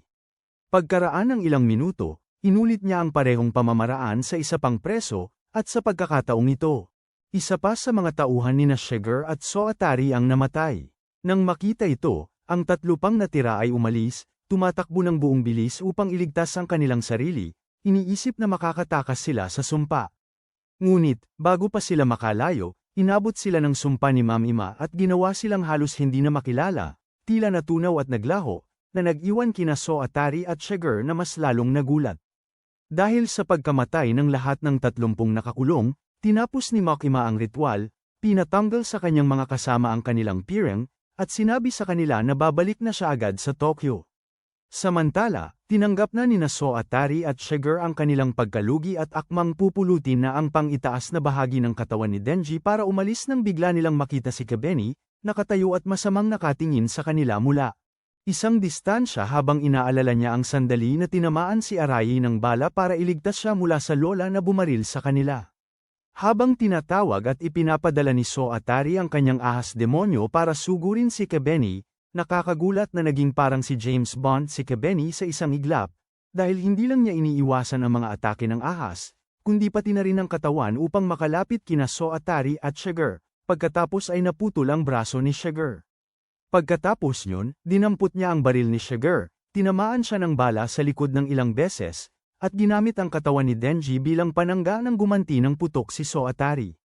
Kalaunan, napagtanto ni Soatari na hindi sulit ang lumaban kay Kebeni, kaya sinunggaban niya si Sugar, inihagis siya sa van, at umalis na ang sasakyan, habang patuloy na binabaril sila ni Kebeni.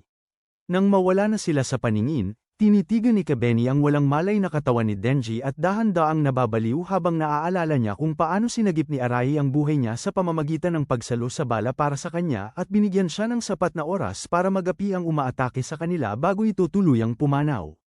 Makalipas ang ilang oras, dumating si Makima sa istasyon ng tren sa Tokyo at nakipagkita sa isang kasamahan niya, si Madoka, na nagsabi sa kanya kung gaano kalala ang buong sitwasyon para sa lahat ng inatake. Pagkatapos nito, idinagdag niya na pinagsama na ng mga nakatataas ang lahat ng 4 na dibisyon ng kanilang Special Task Force sa isa, dahil karamihan sa mga miyembro ay namatay na sa massacre ng Gun Devil. At ginawa siyang pinuno ng bagong task force. Pagkasabi niya ng lahat ng iyon, isinusumite niya ang kanyang resignation letter, na kinilala ni Makima, at binati si Makima ng magandang buhay, habang lumilingon ito upang umalis. Makalipas ang ilang araw, binisita ni Denji at Power si Aki sa ospital, dahil lang sa obligasyong kumustahin siya at kainin ang mga mansanas sa tabi ng kanyang kama. Hindi nagtagal, nagawa ni Denji at Power na mag-away tungkol sa mga mansanas, ngunit habang ginagawa nila yon, umupo si Aki sa kanyang kama at tinanong sila kung mayroon pa bang buhay mula sa kanilang Special Task Force. Sa isang maikling katahimikan, sinabi ni Denji sa kanya na buhay pa sina Kebeni at ang lalaking nag-quit. At habang nakaupo lang si Aki doon, nalulungkot dahil hindi narinig ang pangalan ni Hameno, si Denji, na tila naaawa kay Aki, kinuha ang basket ng prutas nito at umalis kasama si Power. Pagkatapos nito, kinuha ni Aki ang kanyang sinumpaang espada at tinanong ang demonyo sa loob nito kung ilang taon pa ang natitira sa kanyang buhay matapos gamitin ang sandata sa napakahabang panahon. Nang sabihin ng demonyo sa kanya na 2 taon na lang ang natitira sa kanya, ibinaba ng kawawang lalaki ang espada at kumuha ng sigarilyo para sa mabilisang paghit-hit. Nakalulungkot, habang sisindihan pa lang niya ito, binaha ang kanyang isip ng mga alaala ng kanyang mga pribadong sandali ng paninigarilyo at pagpapahinga kasama si Hameno. Dinurog ng mga alaala ang kaunting pagtitimpi na natitira sa kanya, na naging sanhi upang humagulgol siya ng malakas. Nang hindi namamalayan na nakatayo si Denji sa likod ng pinto, nakikinig sa mahina niyang hikbi. Tila, bumalik si Denji para kunin ang isang magasin na nakalimutan niya. Ngunit ngayong narinig niya si Aki na umiiyak, nagkunwari siyang medyo nakakaunawa at nagpasya na lang na iwanan siya, para makapagluksa siya ng payapa. Gayunpaman, bago pa man siya makalayo, naalala niya ang agahan niya kasama si Hameno kamakailan lang, at bigla siyang nagtaka kung bakit hindi man lang siya umiiyak para rito, sa kabila ng pagiging siya ang unang taong gustong makipagkaibigan sa kanya.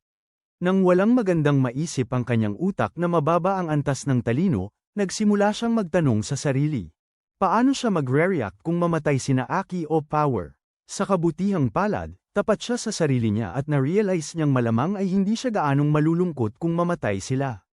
Gayunpaman, kapag naiisip niyang mamatay si Makima, naisip ni Denji na malulungkot siya ng sandali dahil sa nararamdaman niya para dito, ngunit naniniwala pa rin siya na sa huli ay babalik din siya sa pagtamasa ng 3 beses na pagkain sa isang araw at mahimbing na tulog, na siyang tanging gusto niya. Dahil dito, hinawakan ni Denji ang kanyang dibdib na may nanlulumong ekspresyon sa mukha, habang iniisip kung nawala ba ang kanyang mga emosyon ng tao kasama ng kanyang pusong tao noon. Sa kabutihang palad para sa kanya, simple lang ang kanyang pag-iisip, kaya sa halip na mag-aksaya ng oras sa pag-iisip tungkol sa mga bagay-bagay. Hindi mahalaga yun, nalimutan niya yun at umalis sa ospital kasama si Power para makita si Makima.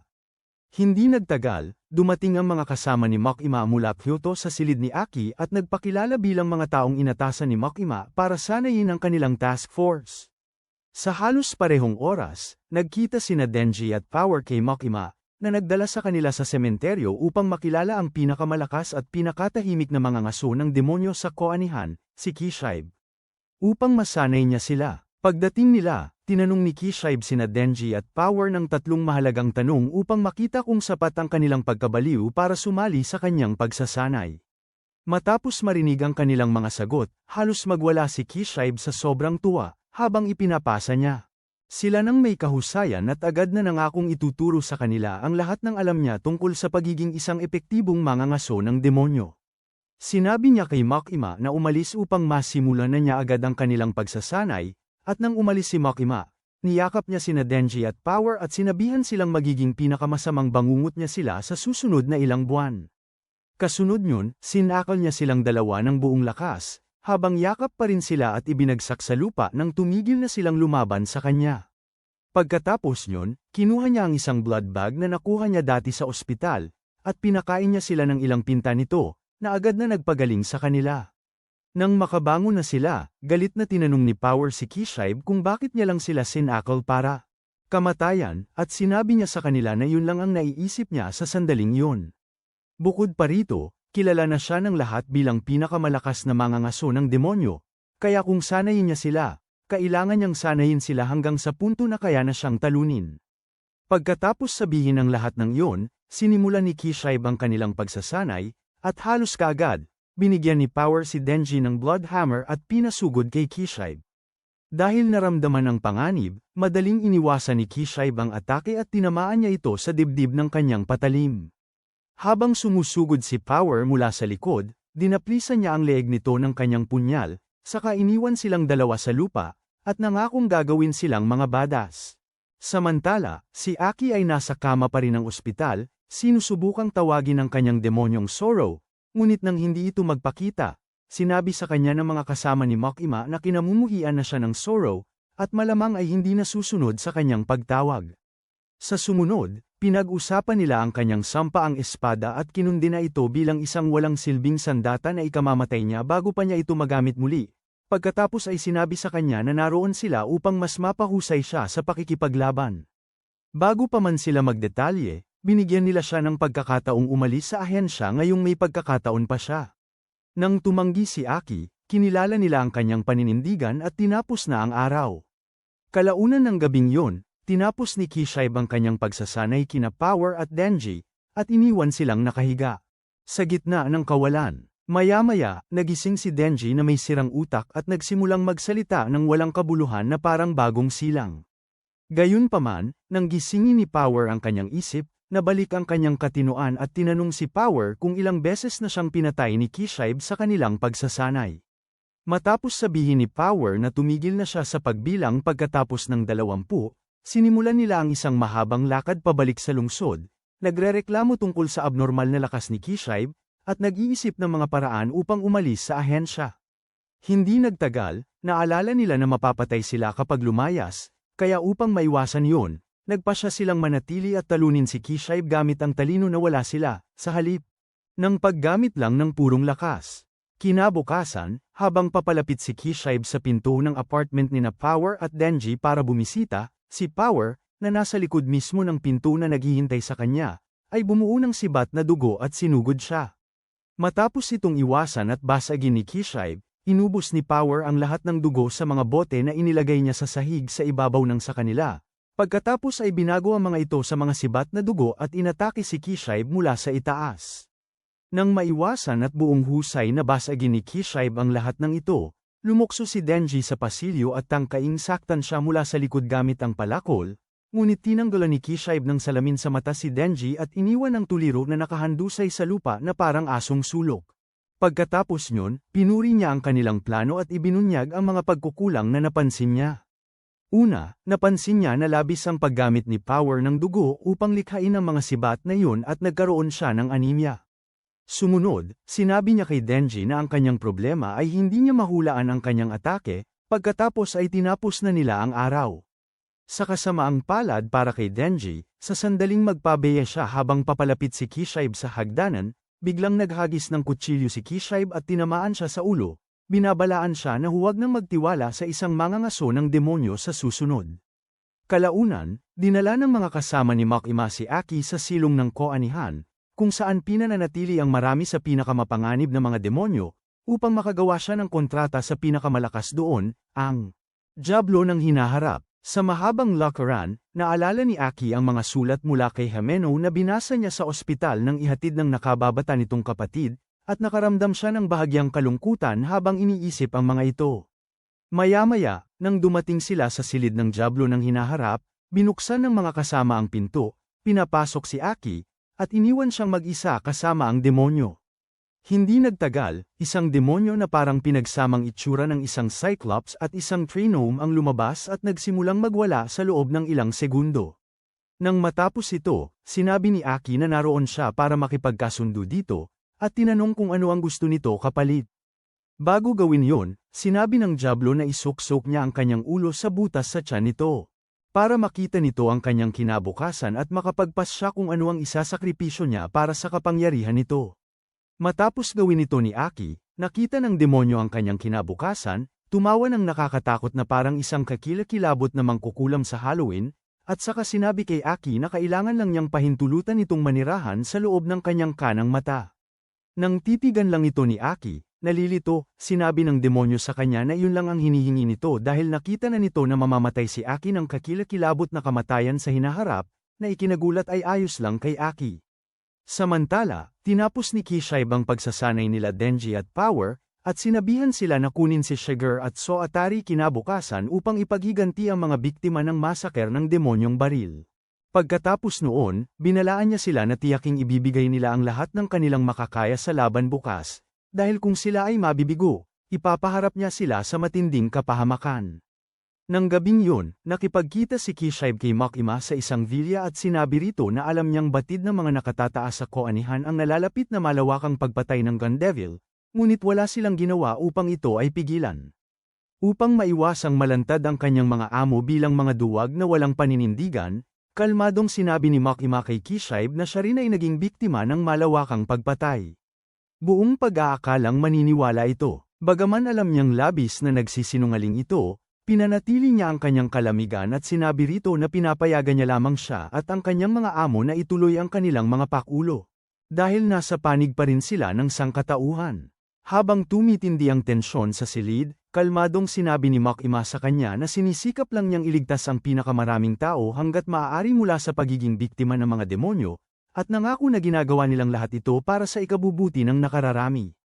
Kinabukasan, inipon ni Shiger at Soatari ang grupo ng kanilang mga subordinado sa Yakuza sa isang gusaling mataas at nanatili sa loob doon upang maghanda sa pag-atake ni Makima, Denji, at ng iba pang miyembro ng Special Task Force. Matapos ang ilang maikling usapan, ipinabatid ni Shiger at Soatari sa kanilang mga tauhan na mag-ingat sa kanilang lihim na sandata sa basement, isang kawan ng mga zombie, at nangako silang lahat na susundin ang kanyang mga babala. Kalaunan, nakipagpulong si Makima sa isa pang boss ng Yakuza sa pribado nitong villa, kasama ang kanyang mga tauhan, at humiling na sabihin sa kanya ang mga pangalan ng bawat kabataan na nagplano ng Gun Devil Massacre. Nang walang pag-aatubili, inilabas ng boss ng Yakuza ang litrato ni Soatari at sinabi kay Makima na siya ang nagpakontrata sa mga kabataan sa Gun Devil sa pamamagitan ng pagbabayad ng 20,000 yen kapalit ng baril at ilang bala. Nasiyahan sa kanyang mga tugon sa ngayon, pagkatapos ay kinuha ni Makima ang isang piraso ng papel at inutusan ang boss ng Yakuza na isulat ang mga pangalan ng lahat ng miyembro ng kanyang grupo na nagkontrata sa Gun Devil. Ngunit, habang gagawin na niya yon, sinabi ni Makima sa kanya na idagdag ang mga pangalan ng mga miyembro ng iba pa niyang lihim na grupo. Dito, agad nagbago ang anyo ng lalaki, habang sinasabi niya kay Makima na hindi niya pwedeng isumbong ang kanyang mga tauhan o baka magsimula siya ng gyera. Nang sabihin ni Makima sa kanya na ito ay para sa ikabubuti ng lahat, nanatiling kalmado ang lalaki at sinabi sa kanya na ang kanilang organisasyon ay isang kinakailangang kasamaan na dapat manatiling buhay upang protektahan ang Japan mula sa mafia ng ibang bansa. Matapos marinig ang lahat ng kalokohang sinabi niya, inabutan siya ni Makima ng isang maliit na kulay kape na sobra at sinabihan siyang buksan ito. Nang gawin ito ng lalaki, umatras siya sa gulat nang makita niya ang ilang tunay na mata ng tao na nakakalat sa loob. Upang panatilihin siyang nasa katinoan, tiniyak ni Makima sa kanya na may kilala siyang makapagbabalik ng mga matang yun sa mga tunay na may-ari, at idinagdag na ipakikilala niya ang mga ito kung makikipagtulungan siya sa kanya. Bago pa makasagot ang Yakuza boss, sinubukan siyang atakihin ng isang tao sa likuran niya, ngunit sa isang sulyap lang niya, nawala ng buhay ang taong yon, at sinabi sa Yakuza boss, na halos maihina sa takot, na ang lahat ng kanyang mithiin ay pawang kalokohan lamang dahil hindi na kailangan ng lipunan ang mga ito. Samantala, sina Kishibe, Aki, Denji, Power, Kebeni, ang lokal na pulisya, at ang iba pang mga nakaligtas Mula sa kanilang Special Task Force ay nagtipon sa paligid ng gusali kung saan nagtatago sina Soatari at Shiger. Matapos magtatag ng perimetro, pinalibutan nila ang gusali at naghihintay ng hudyat upang simulan ang offensiba. Sa gitna ng paghaharap, nilapitan ni Aki si Kishibe at nagtanong tungkol sa plano ng pag-atake, ngunit sinabi ni Kishibe na wala silang plano, dahil balak nilang ipadala ang lahat mula sa Special Task Force sa loob ng gusali. Pagkatapos sabihin yun, ipinadala niya sina Denji, Power, Kebeni, at Aki sa pasukan ng garahe, saka ibinaling ang kanyang atensyon sa dalawang opisyal na dumating pagkaraan. Binalaan niya sila tungkol sa mga demonyo mula sa kanyang dibisyon na kasalukuyang lumalaban sa loob at sinabi niya sa kanilang manatiling alerto. Bukod kina Denji at Power, binalaan ni Kishibe ang mga opisyal na maghanda para sa demonyong Peiteng, isang demonyo na kayang lumangoy sa konkreto, ang demonyong Karahasan, isang demonyo na may suot na maskara ng lason na walang katulad ang lakas kahit bilang isang demonyo, ang demonyong Gagamba, na kayang mag-anyong hybrid ng tao at gagamba at sisilaki sa sinumang tatakot sa kanya, at sa huli, ang demonyong Anghel, na kayang ubusin ang haba ng buhay ng sinumang makahipo sa kanya.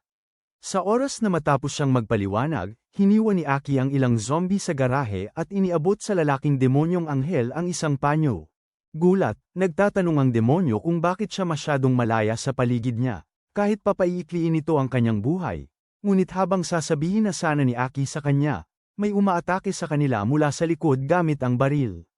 Natural lang, hinaranggan ng Anghel demonyo ang putok gamit ang kanyang pakpak, ngunit pagkatapos nyun, pinatumba ni Aki ang lalaki at inutusan ng iba pang mga nilalang na nabanggit ni Kishibe kanina na simulan ang paghahanap kina Soatari at Shiger.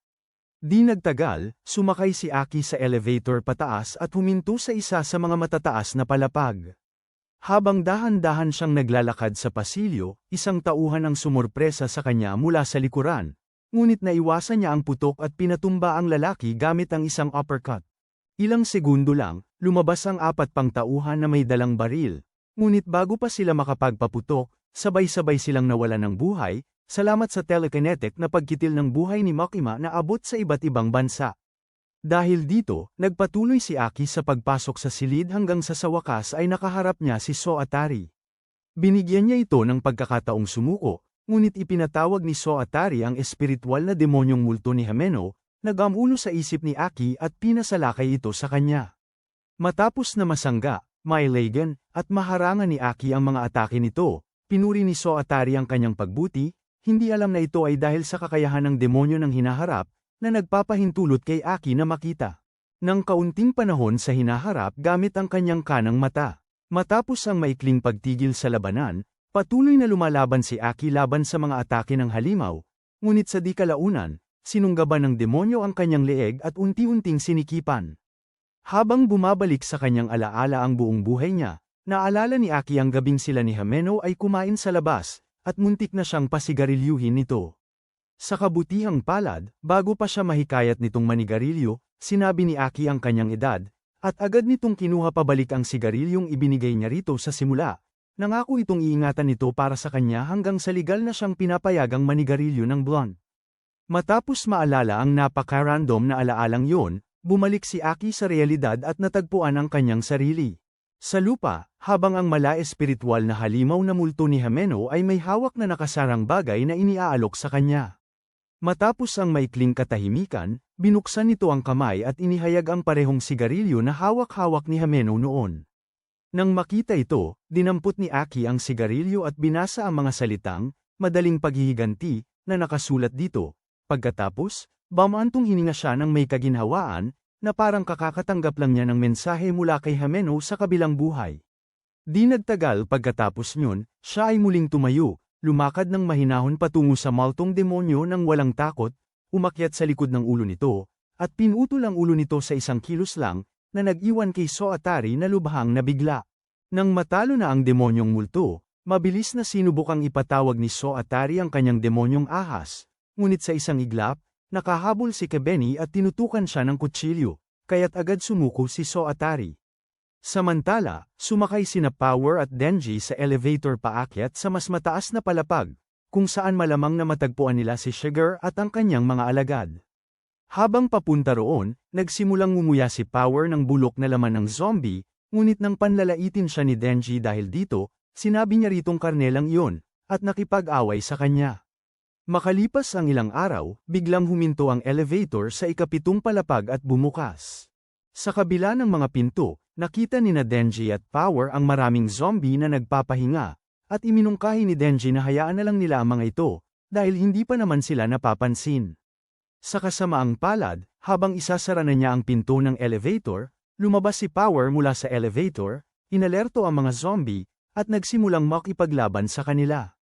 Upang ilaan ang lakas niya para sa tunay na kalaban, iniwan ni Denji si Power, isinara ang mga pinto ng elevator, at nagpatuloy sa pag-akyat gamit ito hanggang sa pinakatuktok.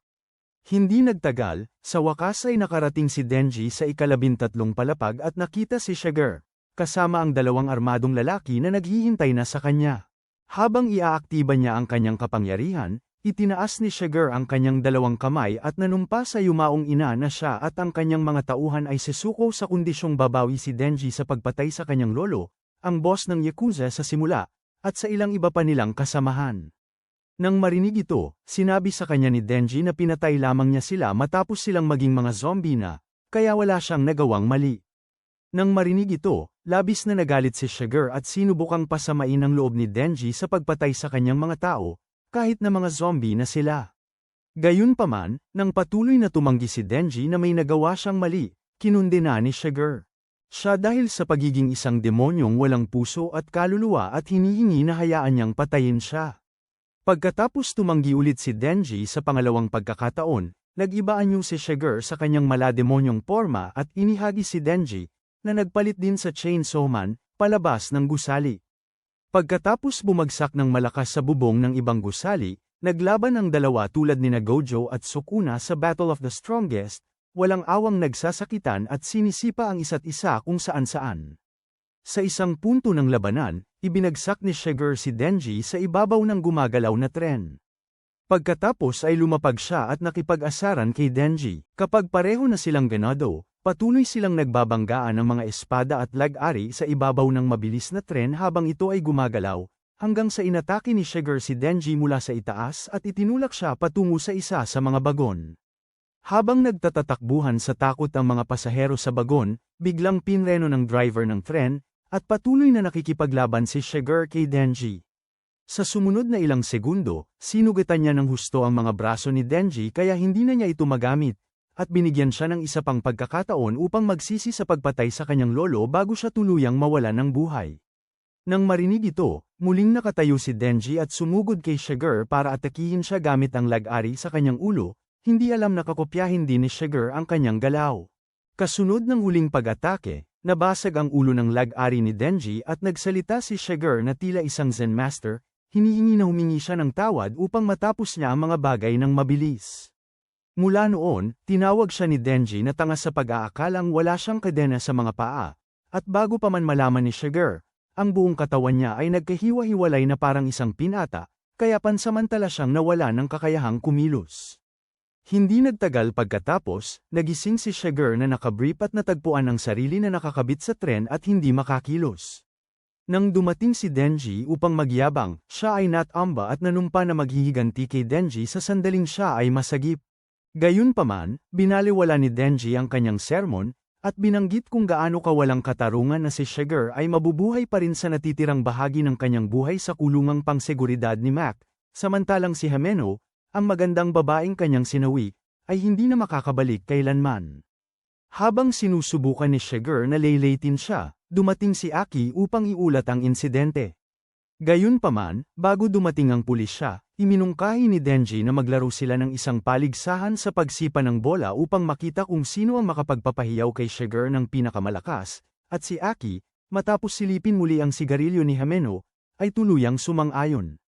Nang gabing yun, dumating ang mga awtoridad sa karamihan ng mga pinangyarihan ng krimen at inaresto ang lahat.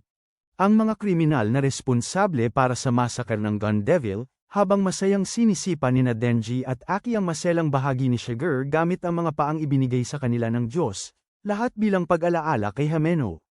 Ilang araw pagkaraan, humarap si Makima sa kanyang mga nakatataas sa isang pulong upang magbigay ng ulat tungkol sa salarin sa likod ng massacre ng Gun Devil. Nang marinig na kailangan ni So Atari ang puso ni Denji para sa isang lihim na layunin, tinanong ng isa sa mga nakatataas kung alam niya kung bakit, ngunit sinabi ni Makima na bago pa nila siya matanong, nagpakamatay si So Atari, naiwan sila ng isang labis na katawan na kailangan nilang alisin. Sa pagbabago ng paksa, sinabi rin ni Makima sa kanila na nakakuha sila ng 1.4 kilo ng laman ng Gun Devil mula sa engkwentro. Matapos itong idagdag sa 5 kilo na nakaimbak na sa kanila, ang laman ay sa wakas nagsimulang gumalaw patungo sa demonyo.